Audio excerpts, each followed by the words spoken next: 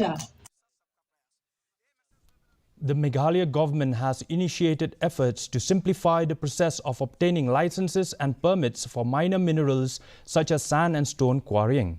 To promote legal mining and support small-scale miners, Deputy Chief Minister in charge of Home Police, Preston Tinsong, informed that a special committee will be formed to review and simplify the concession rules under the Mines and Mineral Development and Regulation Act, MMDR.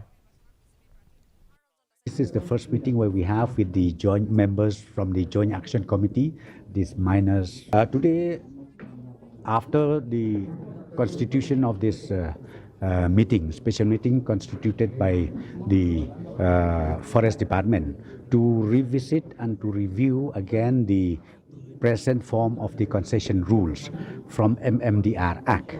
Because in MMDR Act, we have also one part of the Act which is known as minor minerals. So minor minerals means like sand, stone, quarrying, mining of these items are there. So ultimately, government has notified this committee, and this is the first meeting where we have with the joint members from the Joint Action Committee, these miners, different districts. They are together with us. So we had the introductory meeting, I should say, today.